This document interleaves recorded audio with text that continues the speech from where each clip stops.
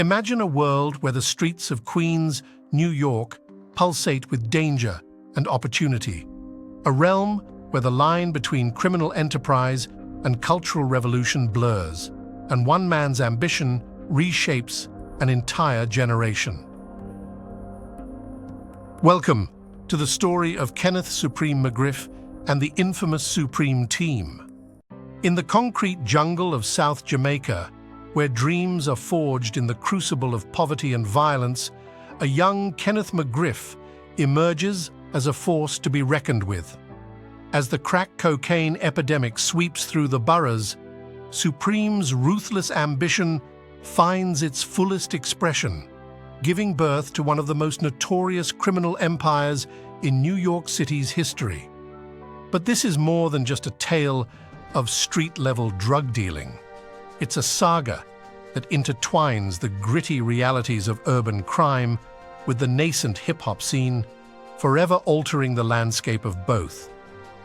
From the bullet-riddled streets to the glittering heights of the music industry, Supreme's influence reaches far and wide, leaving an indelible mark on the culture of an era.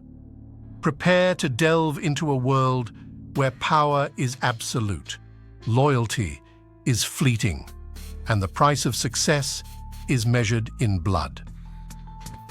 This is the story of the Supreme Team, a chronicle of ambition, violence, and the complex legacy of a man who dared to rewrite the rules of the game. Chapter 1. The Rise of Supreme, A Queen's Tale.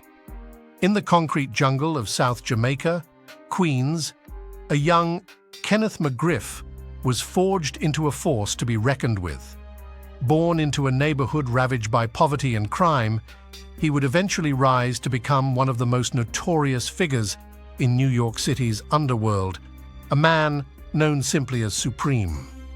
As the 1980s dawned, the streets of Queens fell into the grip of a deadly epidemic. Crack cocaine swept through the boroughs, fueling a frenzied drug trade that promised untold riches for those bold and ruthless enough to seize the opportunity. Against this backdrop, Supreme's ambition and cunning would find their fullest expression. Supreme's early life was a far cry from the opulent heights he would one day reach. He grew up in the Baisley Park housing projects, where the cacophony of urban life formed the soundtrack to his formative years. The rumble of drug dealers' cars, the crack of gunfire, and the wail of police sirens were the white noise that permeated his world. Yet, even amidst the chaos, Supreme displayed a keen intellect and a relentless drive that set him apart from his peers. Supreme was always different, recalled Gerald Prince Miller, Supreme's nephew and eventual successor. He had this way about him, this hunger for power, that you couldn't help but notice.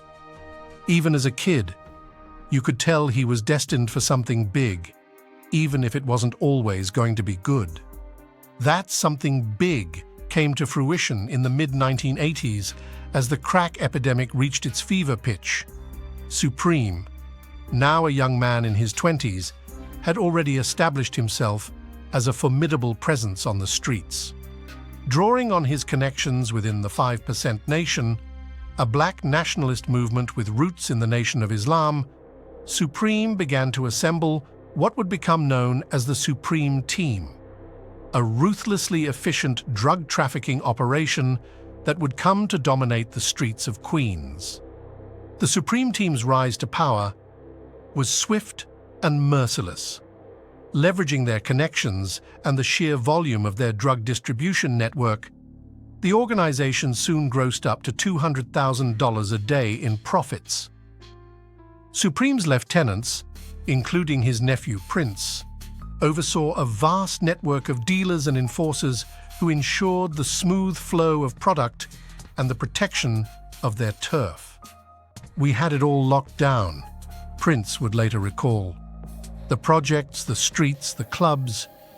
If you wanted to move weight in Queens, you had to go through us."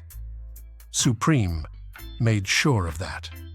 Supreme's iron grip on the drug trade was matched only by the violence that accompanied it. The Supreme team was responsible for a string of brutal murders, eliminating rivals and potential threats with ruthless efficiency. Their reputation for savagery spread far and wide, striking fear into the hearts of those who dared to challenge their dominance. Yet, even as Supreme's criminal empire flourished, a cultural revolution was taking root in the very same streets that birthed his reign. The nascent hip-hop scene in Queens was beginning to gain national attention, with artists like Run-DMC and LL Cool J emerging as the voices of a generation. Supreme, ever the opportunist, recognized the potential power of this burgeoning industry and began to forge connections with the movers and shakers of the music world. Supreme was always about making money, and he saw the potential in hip-hop early on, said one former associate who requested anonymity. He started financing shows, parties, all kinds of events. He wanted to be a part of it, to have his hands in everything that was happening in the neighborhood. Supreme's influence soon extended beyond the drug trade and into the realm of entertainment.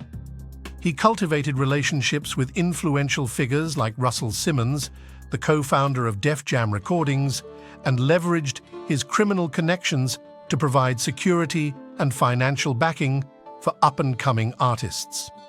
In the eyes of many, Supreme had become a veritable kingpin, wielding power in both the streets and the burgeoning world of hip-hop. Supreme was like a modern-day Al Capone, said a former law enforcement officer who investigated the Supreme team. He had his fingers in so many pies, it was almost impossible to keep track of him. The streets, the clubs, the music industry, he was a master at blurring the lines between it all. As the 1980s drew to a close, Supreme's grip on Queens seemed unbreakable. The Supreme team had become a well-oiled machine, with Supreme at the helm, steering it towards ever greater heights of power and profitability. But cracks in his empire were beginning to show, and the reckoning that would ultimately bring about his downfall was fast approaching. In the final days of the decade, the streets of Queens were about to bear witness to the culmination of Supreme's rise, a rise that would indelibly shape the course of hip-hop history and the criminal underworld for years to come. Chapter 2: Empire of the Streets. As the 1980s progressed, the Supreme team's grip on the drug trade in South Jamaica, Queens, tightened into an iron fist.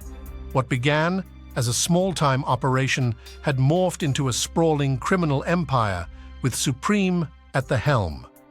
The team's daily earnings were staggering, reaching up to $200,000 at the height of their operations. Supreme surrounded himself with a loyal crew, each member playing a crucial role in the organization's success. At the top was Supreme himself, a charismatic and ruthless leader who commanded respect and fear in equal measure. Beneath him, his nephew Gerald Prince Miller served as the team's second-in-command, overseeing day-to-day operations with an iron grip. The Supreme team's reach extended far beyond street-level drug dealing. They established an intricate distribution network with suppliers, enforcers, and lookouts strategically placed throughout the neighborhood.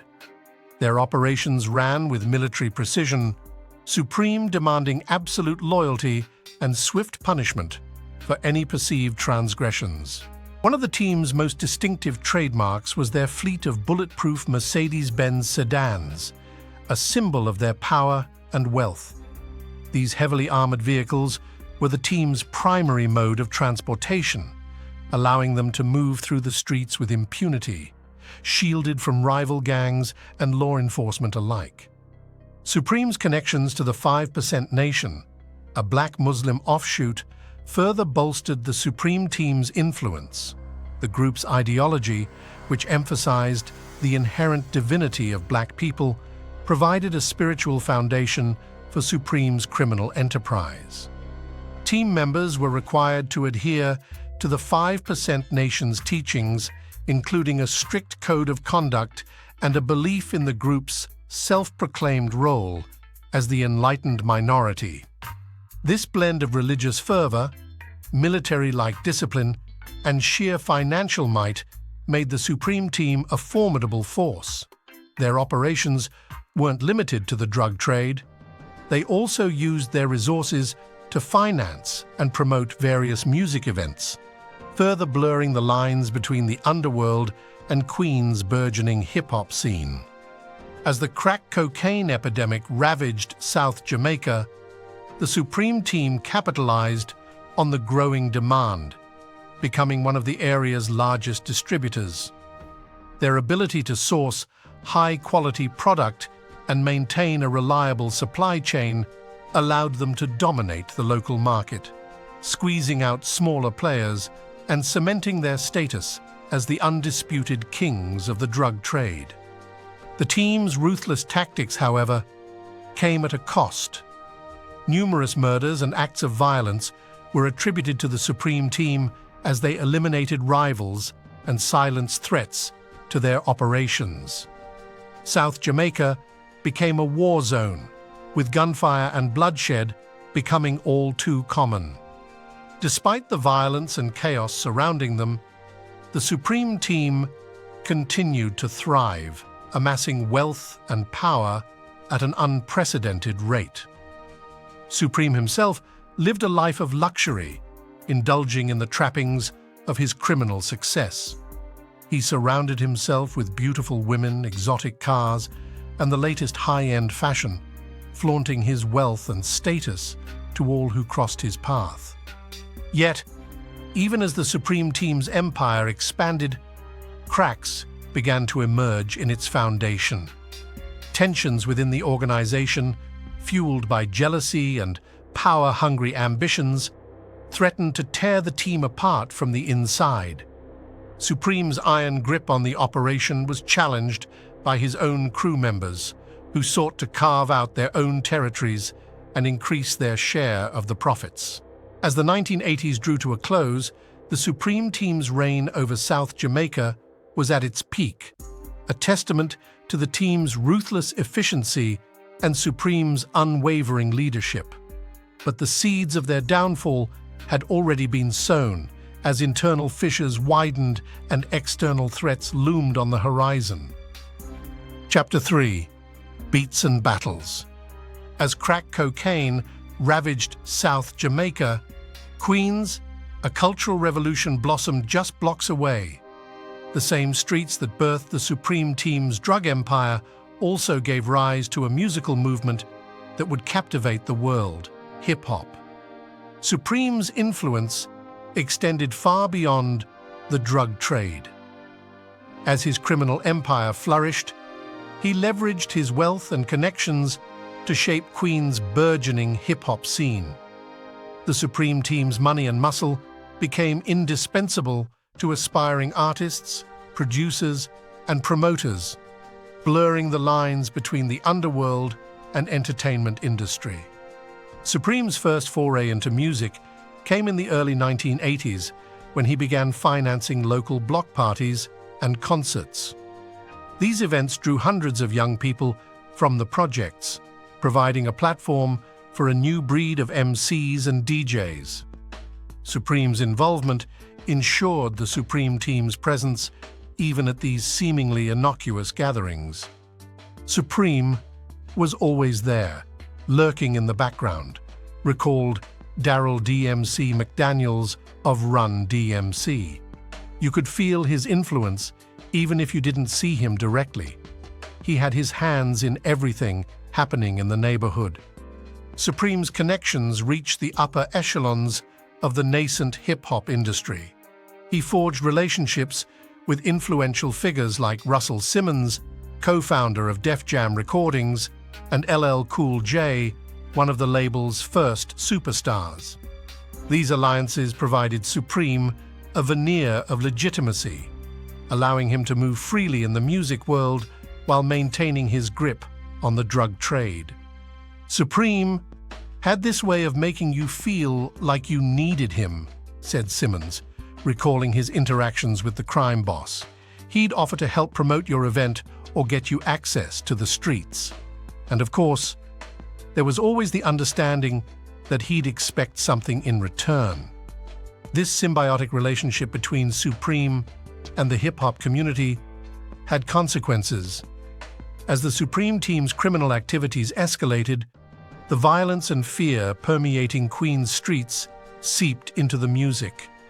Lyrics, once celebrating urban life's vibrancy, now reflected the harsh realities of project life, with MCs rapping about drug deals, gang wars, and constant threats of retaliation. The music was a reflection of what was happening on the ground, said LL Cool J. You couldn't separate the two. Supreme and his crew were part of the fabric of our community, for better or worse. The Supreme team's influence extended to the era's fashion and style. Their signature look, bulletproof Mercedes-Benz sedans, designer suits, and ostentatious jewelry, became a visual shorthand for power and success in the eyes of aspiring rappers and their fans. We all wanted to be like Supreme and his guys, admitted Jam Master Jay, Run-DMC's DJ. The way they dressed, the cars they drove, the way they carried themselves, it was like they were living out the dream we all had. As Supreme's reputation grew, so did the reverence with which the hip-hop community treated him. Artists and promoters sought his approval and backing, knowing his endorsement could make or break careers. Supreme, in turn, leveraged this influence to further his criminal agenda, using his connections to launder money, transport drugs, and even silence potential rivals. The blurring of lines between crime and culture peaked in the mid-1980s, as Supreme's involvement with the Supreme team intersected with the rise of Run-DMC and LL Cool J. The Hollis-based group, known for their gritty, street-level anthems, became closely associated with Supreme and his crew, often performing at events financed by the drug Kingpin. It was a strange dynamic, reflected Daryl McDaniels. We were making music that spoke to the realities of life in the projects, and Supreme was a big part of that. But at the same time, we knew he was involved in some really messed up stuff. It was a constant balancing act. The tension came to a head in 1986 when the Supreme team was implicated in the murder of E-Money Bags, a rival drug dealer. The killing, which occurred just days after a Supreme-backed Run-DMC concert, sent shockwaves through the hip-hop community and threatened to sever ties between the music scene and the criminal underworld. It was a wake-up call for a lot of us, said LL Cool J. We realized we were getting too close to the fire, and the consequences could be devastating. Some of us tried to distance ourselves, but it was too late. Supreme had his hooks in deep. As crack continued to ravage Queens, Supreme's influence only grew stronger. He became a larger-than-life figure, symbolizing both the allure and dangers of the criminal lifestyle. Artists and fans alike were drawn to the power and wealth he commanded, even as they grappled with the moral implications of his actions. Supreme was like a modern-day Gatsby, said Irv Gotti, future co-founder of Murder Inc. Records. He had this magnetic pull, this aura of untouchability. You couldn't help but be drawn to him, even if you knew deep down that he was bad news. The intertwining of Supreme's criminal empire and Queen's burgeoning hip-hop scene would have lasting consequences for both the music industry and the community. As the narrative unfolds, Supreme's rise and fall becomes inextricably linked to the evolution of a cultural revolution that would captivate the world. Chapter 4: The Fall and the Fade. For over a decade, the streets of South Jamaica, Queens, had been Kenneth Supreme McGriff's fiefdom. His criminal organization, the Supreme Team, had become an unstoppable force, dominating the lucrative crack cocaine trade and amassing unimaginable wealth. But the empire Supreme had built was about to crumble. As the 1990s dawned, winds of change swept through Queens. The crack epidemic that had fueled Supreme's rise began to wane, and the once abundant profits started to dry up. The drug trade grew more competitive and volatile, with new players hungrily eyeing their slice of the pie. Amid this shifting landscape, Supreme faced his greatest challenge yet: maintaining his iron grip on power. Accustomed to the lavish lifestyle afforded by his criminal enterprises, the thought of losing it all was inconceivable. Determined to preserve his empire, Supreme doubled down, resorting to ever more ruthless tactics to eliminate rivals and keep his organization intact. But the escalating violence and instability took their toll on the Supreme Team. Infighting and betrayals became rampant as members jostled for position and fought over dwindling profits. Supreme's once unassailable rule began to unravel, exposing cracks in the organization's foundation. It was during this tumultuous period that Supreme's nephew, Gerald Prince Miller, emerged as a key player within the Supreme Team. With Supreme's incarceration looming, Prince stepped up to fill the void, assuming a more prominent role in the day-to-day operations of the criminal enterprise. Prince was a savvy and ambitious young man who keenly understood the shifting dynamics on the streets. Recognizing that the old ways of doing business were no longer viable, he began implementing new strategies to adapt to the changing landscape. Under his leadership, the Supreme Team sought to diversify, branching out into other illicit activities beyond the drug trade. However, Prince's ascension was far from smooth. The infighting and power struggles within the Supreme Team intensified as long-standing members resisted change and vied for their own piece of the shrinking pie. The violence that had once been a tool of control now threatened to tear the organization apart from within. As the Supreme Team's grip on Queens loosened, Supreme faced a harsh new reality. In 1991, he was arrested and sentenced to 7 years in federal prison for racketeering and drug trafficking charges. His incarceration marked a turning point, not just for Supreme himself, but for the entire criminal empire he had painstakingly built. Behind bars, Supreme was forced to confront the changes that had occurred in his absence. The crack epidemic was waning, and the Supreme Team's dominance was no longer assured. Prince and the rest of the organization had been forced to adapt, and Supreme's eventual return would be met with a host of new challenges. As Supreme contemplated his future, he knew the streets he had once ruled with an iron fist were no longer his to command. The world had moved on, and he would need to chart a new course if he hoped to maintain his influence and power. The once mighty Supreme Team now found itself in a state of flux, its future uncertain. The cracks that had appeared during Supreme's incarceration had only widened, and the organization stood at a crossroads. The question loomed: could Supreme reclaim his throne, or would his empire crumble under the weight of its own contradictions? Chapter 4 of the Supreme Team explores this pivotal moment when the criminal enterprise Supreme had built began to unravel. It examines the changing dynamics of the drug trade, Prince's rise as a new power broker, and the impact of Supreme's incarceration on the organization he had so carefully constructed. As the narrative unfolds, readers are left to ponder the fragility of power and the consequences of the criminal lifestyle, setting the stage for the final act in Kenneth Supreme McGriff's saga. Chapter 5: Rebirth Through Rhythm. Queens had transformed dramatically since Kenneth Supreme McGriff's first prison stint. The crack cocaine epidemic that fueled his criminal empire had waned, reshaping the borough's landscape. But Supreme wasn't one to be deterred by shifting tides.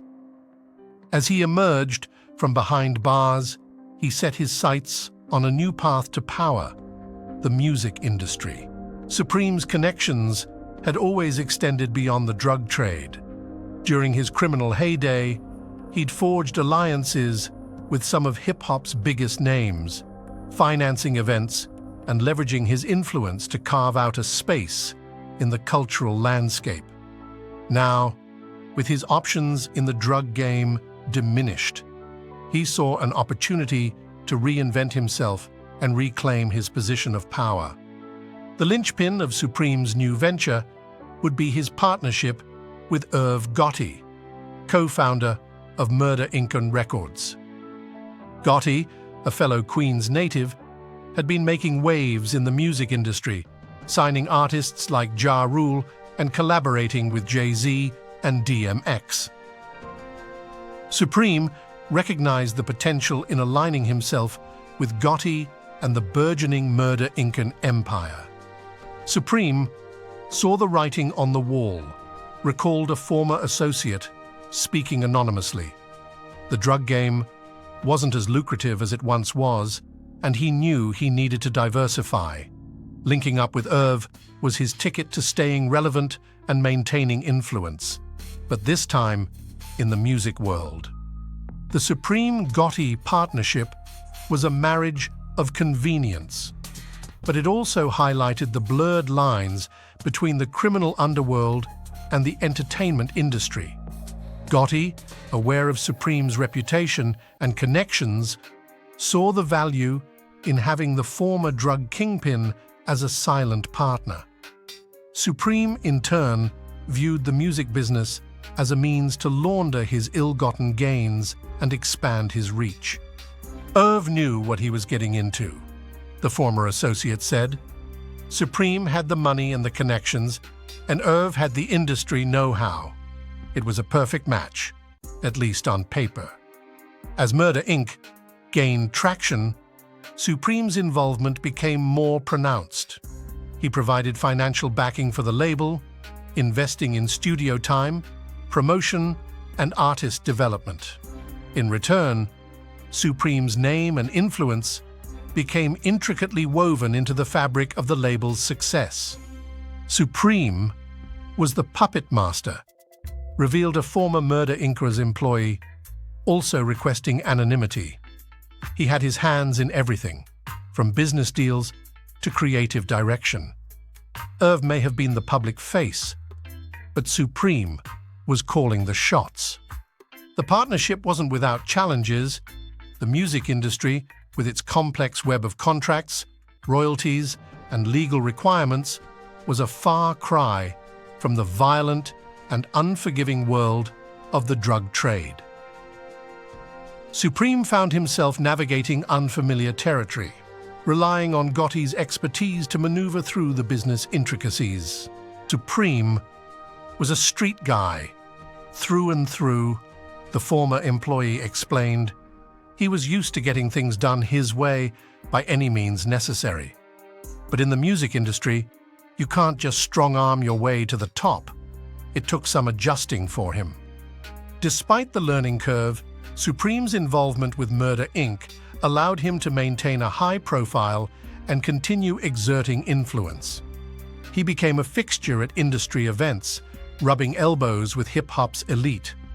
Artists like Ja Rule and 50 Cent, once his street rivals, now found themselves in Supreme's orbit, their careers intertwined with his newfound legitimacy. Supreme was like a kingmaker, said the former associate. He could make or break artists. If you were in his good graces, your career would skyrocket. But if you crossed him, well, you'd better watch your back. This delicate balance of power within the music industry was a far cry from the brutality that had defined Supreme's rise in the drug trade. Yet, his penchant for violence and intimidation never truly left him. Whispers of his involvement in various incidents threatened to undermine his carefully cultivated image of respectability. As Supreme's influence in the music world grew, so did scrutiny from law enforcement. Investigators began piecing together the connections between the former drug kingpin and Murder Inc.'s activities, leading to high-profile raids and investigations that threatened to unravel Supreme's carefully constructed empire. Supreme thought he could just transition from the streets to the boardroom and no one would be the wiser, the former employee lamented. But he underestimated the law's reach and the intensity of the spotlight that comes with being a major player in the music industry. The tension between Supreme's criminal past and his newfound status as a music industry power broker was a constant source of conflict, testing his ability to navigate the treacherous waters of both worlds. As the stakes grew higher and pressure mounted, it became clear that Supreme's quest for legitimacy and influence would ultimately collide with the demons of his past. Chapter 5 concludes with Supreme's return to the criminal activities that had once defined his reign, setting the stage for the final, dramatic chapter in the rise and fall of the man known as Supreme. Chapter 6: The Last Dance. As the 1990s drew to a close, the once towering Supreme team was in a state of disarray. The crack cocaine epidemic that had fueled their rise had begun to wane, and the streets of Queens were no longer as lucrative as they had once been. Supreme, having spent nearly a decade behind bars, returned to a changed landscape where his former criminal dominance was no longer assured. Determined to reclaim his power and influence, Supreme made the fateful decision to return to his old ways. This time, however, his ambitions would extend beyond the streets and into the heart of the music industry he had already infiltrated through his partnership with Murder Inc. Records. The murder of E-Money Bags, a rival drug dealer, would prove to be the catalyst that would ultimately unravel Supreme's carefully constructed empire.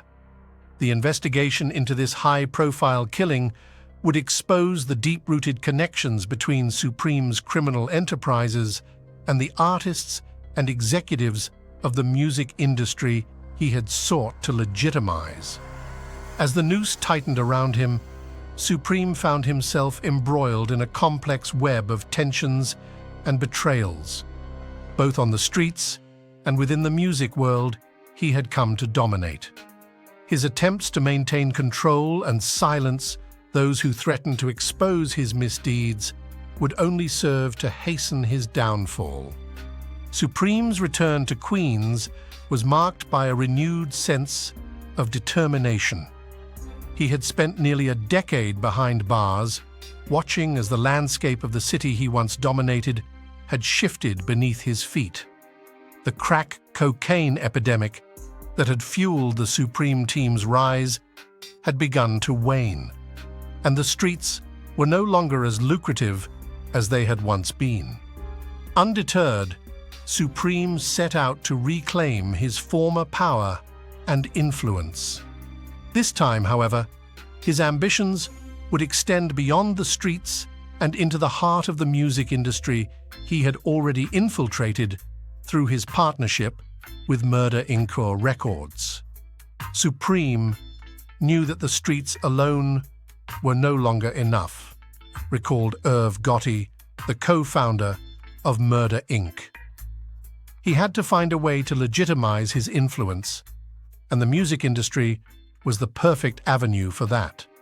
Supreme's relationship with Gotti and the artists under the Murder Inc. umbrella, such as Ja Rule and 50 Cent, had already blurred the lines between crime and entertainment.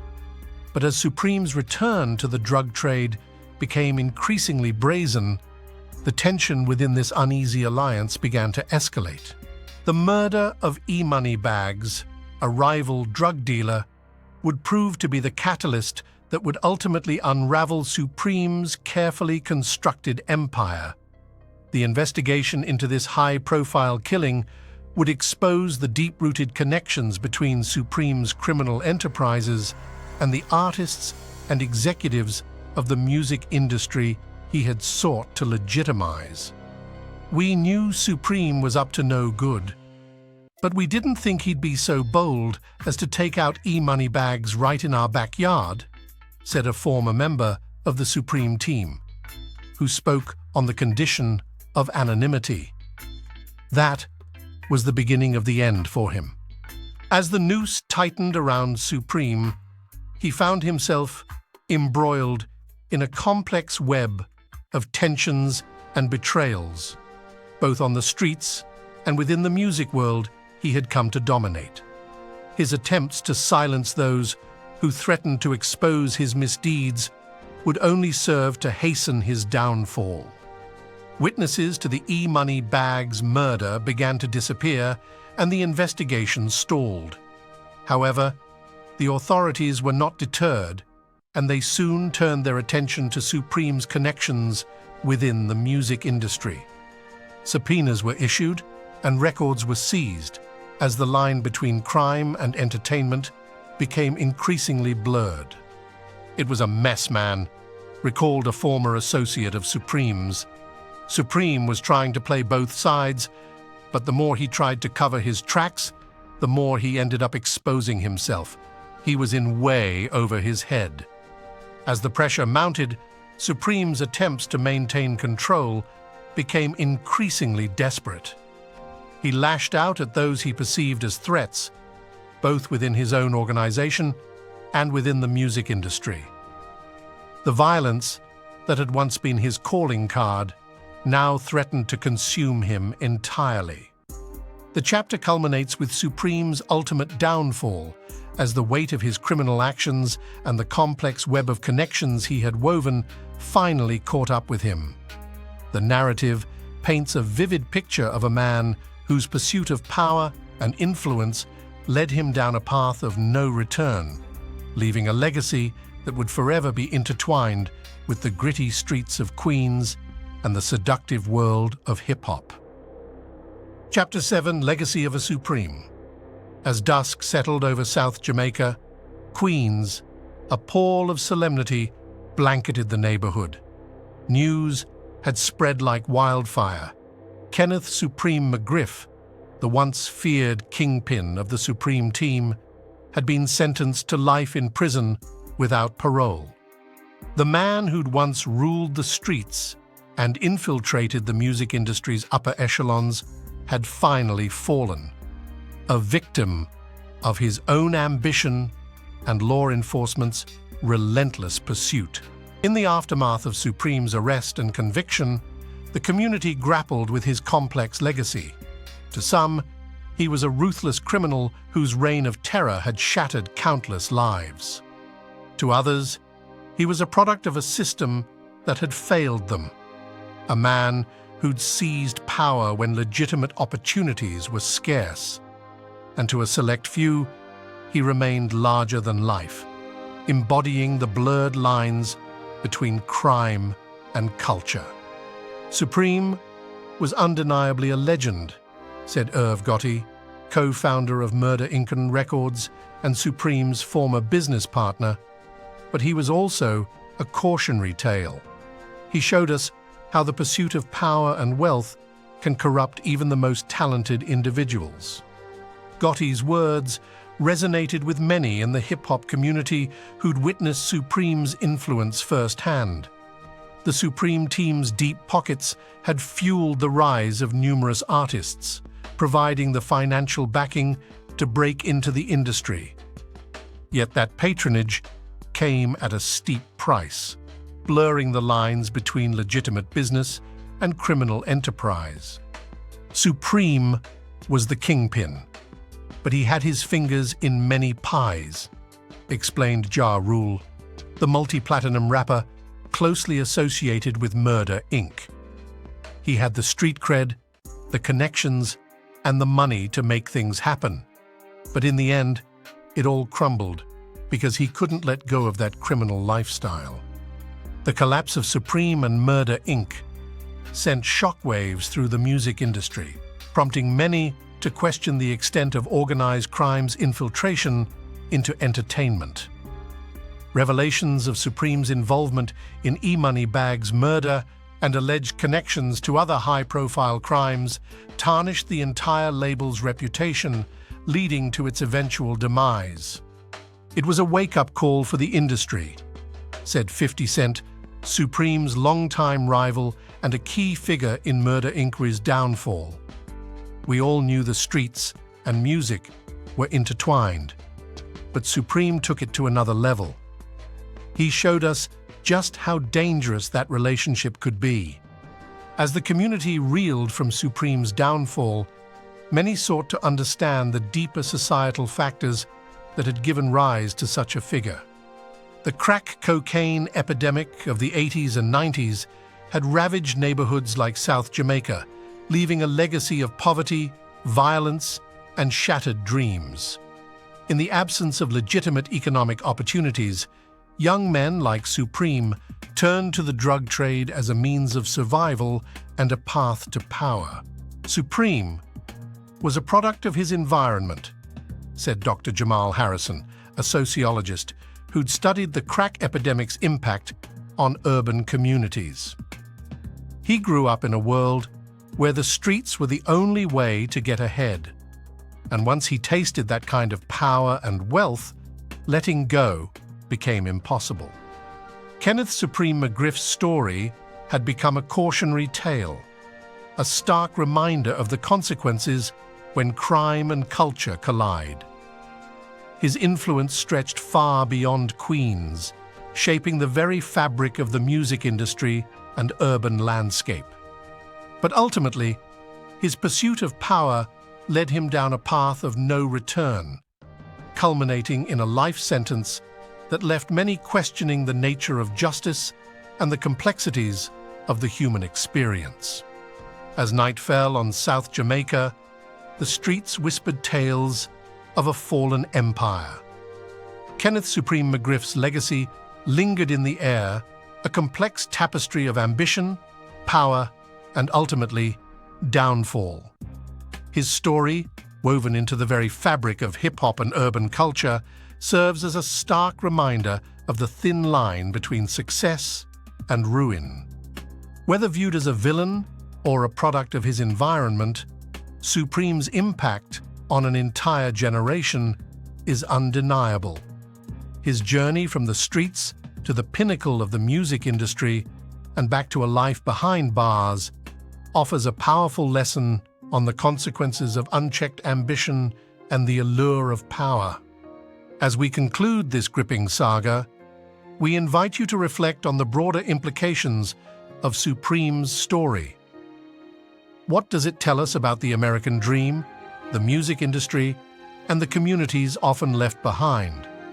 Your thoughts and perspectives are valuable to this ongoing conversation. If you've found this story as captivating as we have, we encourage you to take action. Subscribe to our channel for more in-depth stories that explore the intersection of crime, culture, and society. Like this video to show your appreciation for our storytelling. Comment below with your thoughts on Supreme's legacy and its relevance today. Share this video with friends and family to spark meaningful discussions about power, ambition, and redemption. Remember, by engaging with these stories, we not only honor the complex narratives of our past, but also shape the conversations that will define our future. Thank you for joining us on this journey through the rise and fall of the Supreme Team.